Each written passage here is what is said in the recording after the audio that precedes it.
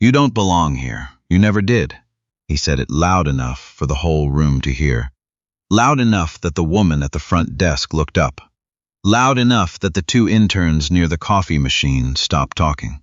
Loud enough that it echoed off the glass walls of Hargrove and Platt Financial Group's 42nd floor, where everything was marble and money and men who had never once questioned whether they deserved to be there. The man who said it was named Preston Weil. Senior Vice President, 15 years with the firm. The kind of person who got his name on the holiday party banner every year because he was the one who organized it. He was 53, tan in the way that came from a boat rather than the sun, and he had a habit of standing with his chest slightly forward, like he was always half a second away from making an announcement. The woman he said it to was named Solène Arcand. She was 29. She was standing in front of the whiteboard in conference room B with a dry erase marker in her hand. 3 slides into a 40-minute presentation she had spent 11 days building from scratch. She did not flinch. That was the first thing people in that room remembered afterward. Not what Preston said, not the silence that followed. They remembered that she did not flinch. Solène had taken the bus to work that morning, the same way she had taken the bus every morning for the 14 months she had worked at Hargrove and Platt. She lived in a studio apartment in Ridgewood, Queens, the kind of place where the radiator clicked all winter, and the super fixed things eventually. She made $64,000 a year, which was $22,000 less than the man in the cubicle next to her, who had been hired 6 months after she had. She knew this because he had told her, accidentally, during a conversation about rent. She had grown up in Baton Rouge, the oldest of 4. Her mother worked the overnight shift at a shipping warehouse and slept during the hours when Solène came home from school. So Solène learned early how to be quiet, how to be careful, how to do things without being told. She had gotten a full scholarship to Tulane. She had graduated with a 3.94 GPA and a concentration in quantitative finance. She had moved to New York with 2 suitcases and a name that people consistently mispronounced on the first try. Solène, not Solene, and she had stopped correcting them after the 3rd month because it wasn't worth the energy. Preston Weil had mispronounced it every single time for 14 months. She had never corrected him once. The presentation was called Reallocation Model for the Southeastern Portfolio, and it was, by any objective measure, excellent. Solène had identified a pattern in the firm's regional holdings that no one else had caught. A slow bleed across 4 mid-size accounts that, left unaddressed, would cost the firm somewhere between $1.2 and $1.8 million over the next 18 months. She had built 3 different models to account for different market conditions. She had stress-tested each one. She had triple-checked the numbers the night before, sitting on the floor of her apartment. Because her desk was too small, her laptop open next to a bowl of soup that went cold. She had not been asked to give this presentation. She had asked if she could. That was the part Preston didn't understand, or maybe the part that irritated him most. Solène had emailed Jeffrey Calder, the managing director, Preston's boss, 3 weeks earlier with a 1-paragraph summary of what she'd found. Calder had written back in 4 minutes. Conference room B, Thursday at 2. Bring the full analysis. Preston had not been copied on that email. He had found out about the meeting from his assistant, which meant he had found out about it the same way everyone else did, which meant he had walked into that conference room already angry. He sat in the back row. He crossed his arms before she had finished her first sentence. She kept going. Slide 1, the scope of the analysis. Slide 2, the identified pattern. Slide 3 was where Preston spoke. You don't belong here. You never did. The room went quiet the way rooms go quiet when something has happened that everyone will spend the next week pretending they didn't see. Solène lowered the marker. She looked at him, not with anger, or at least not the kind that showed, but with the particular stillness of someone who has been waiting for a thing to happen for a very long time and is not surprised that it finally has. I'm sorry, she said. This analysis, Preston said, and he gestured at the whiteboard with the kind of casual authority that came from never having been wrong in a room before, is based on a misread of the Q3 variance data. Whoever taught you to model this way taught you wrong. This isn't a bleed, it's a normal fluctuation. And frankly, the fact that you called an all-hands meeting over a fluctuation tells me everything I need to know about where you are in your development. He said development the way some people say situation, like it was a problem to be managed. Two of the junior analysts in the front row were looking at their laptops. One of the interns had his eyes on the door. Jeffrey Calder, who was sitting at the head of the table, had not moved. Preston kept going. He had momentum now, the way a man gets momentum when he can feel a room deferring to him. I've been in this business since before you were in high school. I've seen analysts come in here thinking they found something, thinking they're the first person to notice a pattern that a dozen people already looked at and dismissed. It's not a failure of intelligence, necessarily. It's a failure of context. You don't have the context yet, and until you do, maybe. He paused, let it breathe. Maybe these rooms aren't quite the right place for you. Someone coughed. It was the kind of cough that wasn't really a cough. Solène stood there for a moment. She looked down at the marker in her hand. Then she looked back up. May I finish, she said. Preston spread his hands. By all means. What happened over the next 37 minutes was the kind of thing people at Hargrove and Platt would talk about for years, though they would talk about it in different ways depending on who they were. Solène went back to the whiteboard. She went to slide 4. Mr. Weil is right that Q3 variance data can produce false positives, she said, which is why I didn't use Q3 variance data as my primary source. She tapped the board. I used account-level drawdown records going back 22 months, cross-referenced with regional economic indicators and 3 years of internal adjustment logs that are in the system but that nobody pulls because they're stored in the old filing structure from before the 2021 platform migration. She looked at the room, not at Preston, at the room. The fluctuations he's describing are real. I accounted for them. They're on slide 7. She advanced the slide. What I'm flagging is what's underneath the fluctuations. The pattern that only shows up when you strip out the seasonal noise and look at the adjusted baseline. Here, she circled 3 data points with the marker. This is March. This is August. This is last month. Each one looks like normal variance if you're looking at the quarter in isolation. But if you lay them on top of each other. She pulled up an overlay she had built herself, a custom visualization that wasn't in any of the firm's standard templates.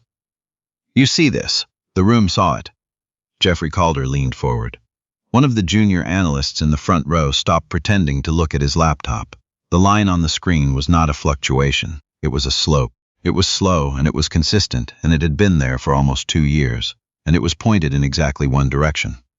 My conservative estimate is 1.2 million, Solène said. My median estimate, assuming current market conditions hold, is 1.6. I've also modeled a high-stress scenario at 2.1, but I don't think that one is likely in the next 12 months. She clicked to the next slide. I have 3 proposed reallocation strategies. Each one addresses the pattern at a different level of intervention. The most aggressive recovers the full projected loss and produces a modest gain. The most conservative stops the bleed with minimal disruption to existing account relationships. I'll walk through all 3. She walked through all 3. Preston did not speak again. The meeting ended at 3:47. People stood up slowly, the way people stand up when they're not sure what they just watched, but they know it was something. A few of the junior analysts came up to look more closely at the overlay visualization. One of them asked Solène how she had built it. She told him. He wrote it down. Jeffrey Calder stopped on his way to the door. He was a man of few words, Calder. Had been with the firm for 26 years. Started as an analyst himself, back when the office was on the 38th floor and half the work was still done on paper. He had a reputation for not saying anything he didn't mean, which meant that what he said, people listened to. He stopped next to Solène. He looked at the whiteboard for a moment, at the overlay that was still up on the screen. Send me the model files, he said. All 3 versions. I'll send them tonight, Solène said. He nodded. He started to turn away. Then he stopped again. The old filing structure, he said. From before the migration. How long did it take you to find the adjustment logs? About 3 weeks, she said. They're not indexed. You have to go through them manually. Calder looked at her, just for a second. Then he nodded again, and he walked out. Preston Weil was already gone.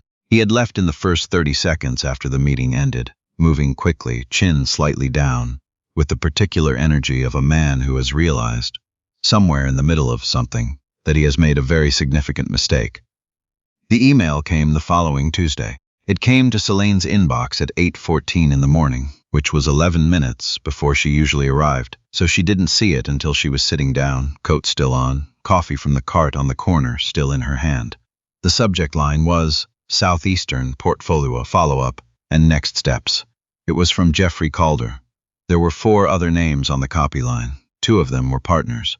One was the head of risk management. One was a name Solène didn't recognize, which turned out, when she looked it up, to be the firm's chief investment officer, a woman named Yvette Marsh, who sat on the 45th floor and whose name Solène had never seen in her own email before. The email was 3 paragraphs long. The first paragraph said that the firm was moving forward with Solène's reallocation model. Specifically, the medium intervention version, effective immediately, and that implementation would begin with the 3 largest accounts in the Southeast cluster. The second paragraph said that Solène would be leading the implementation team. The third paragraph said that effective the 1st of next month, Solène's title was changing from Analyst 2 to Senior Analyst, with a corresponding adjustment to her compensation, and that a separate meeting would be scheduled to discuss a longer-term role on the portfolio strategy team. Solène read it twice. Then she set down her coffee. She sat for a moment. Outside the window, the city was doing what it always did. Cabs and people, and the particular gray light of a November morning that somehow still managed to look like possibility if you'd grown up somewhere that had taught you how to see it that way. She thought about her mother, the overnight shift, the radiator that clicked, the bus. She thought about the 11 days she had spent building the model, sitting on the floor of her apartment at midnight, checking and rechecking things that she already knew were right. She thought about Preston Wiles' face when she had said quietly, "May I finish?" Then she put her coat on, the back of her chair, opened the email, and hit reply. "Thank you. I'll have the implementation timeline to you by end of week." She sent it. She opened her laptop. She got to work. Preston Wiles requested a transfer to the firm's Chicago office 2 weeks later. The request was approved. He left on a Friday, and there was no going-away party, which was unusual for someone who had been with the firm for 15 years, but no one organized one, and he didn't ask. The junior analyst, who had written down Solène's visualization method, used it in his next project. He credited her in the footnotes. It was a small thing, but she noticed. The intern who had been staring at the door during the meeting stopped by her desk on his last day before his rotation ended. He was 22, nervous, from somewhere in Ohio, still figuring out how to exist in a city that didn't slow down for anyone. "I just wanted to say," he started, and then he didn't seem to know how to finish. "It's okay," Solène said. "No, I mean," he stopped again. "I wanted to say I'm sorry I didn't say anything in the room. When he made a gesture that meant when he said what he said."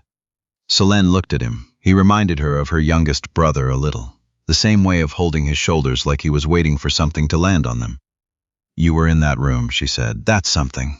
He thought about that. Then he nodded, and he went back to his desk, and she went back to hers. The reallocation was completed in 6 weeks. It came in under timeline and over projection. The medium intervention model, the one Solène had built on her apartment floor at midnight with cold soup next to her laptop, ended up recovering an estimated $1.7 million for the firm over the following year. The number was in the quarterly review. It was presented by Yvette Marsh at the partners' meeting. Marsh said the work was rigorous and original, which, from Marsh, was the equivalent of a standing ovation. Solène wasn't at the partners' meeting. She found out about what Marsh had said secondhand, from one of the analysts who had been there for setup and overheard. She didn't need to have been in the room. The work had been there. The work had spoken. That was the thing about doing something real, Solène had learned. Not in school, not from a textbook, but from years of doing things quietly and correctly and without an audience. The work didn't need you to be in the room. It showed up on its own. It walked into rooms you had never been invited to. It sat down at tables where no one had set a place for you. And it spoke in the only language that people who had spent their whole lives not listening to you could not find a way to dismiss. The language of numbers, of results, of proof that had been checked 3 times and could not be argued with. You could tell someone they didn't belong somewhere. You could say it loud enough for the whole room to hear. You could say it with your chest forward and your voice certain and 15 years of authority behind it. But you could not say it to the work. The work had already been there. The work had already answered. The people who shout, who belittle, who use the size of their history to crowd out the people who have less of it. They are not the ones who matter in the end. What matters is whether you built something true, whether you checked it, whether you were willing to stand in front of a room and say, "May I finish?" and then finish. Solène Arcand took the bus home, the Tuesday the night the email came. She sat by the window. The city went past. She didn't put in her earbuds. She just looked out at all of it. The lights coming on in the buildings, the people moving on the sidewalks below. The whole enormous ordinary fact of a place that had not been built for her, and that she was building herself into anyway, one correct number at a time.